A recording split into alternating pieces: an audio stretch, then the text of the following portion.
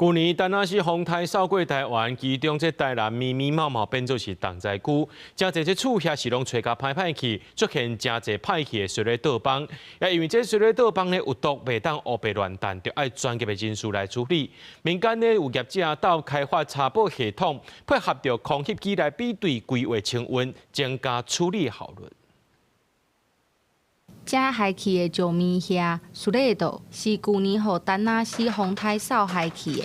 石棉其实袂当含一般的粪扫斗阵弹，因为石棉是有毒的化学物质，会来影响到民众的健康，爱另外处理。石棉的这个情形都已经被证实说它是一个致癌的物质啦，哈，也是国际中相对关心的一个致癌性的物质。你要把它从那一些的废弃物挑出来。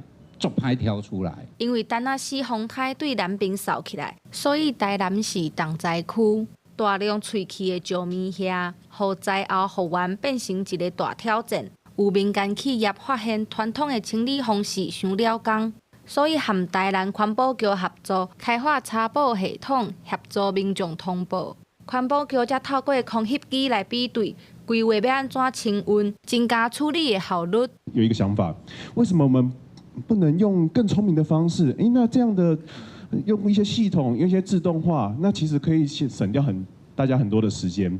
所以很多时候，我们大概白天的时候看到一些事情，那晚上可能就做一些东西出来尝试看看，把这些东西带到整个战场上或者是灾区里面。那为什么后面这里还有这么多的量持续的？这个是叫畜牧业。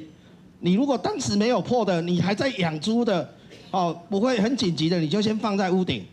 等你这一批猪出去了，然后你再来慢慢把它拆掉。所以我们其实到过年应该还有200多场啦。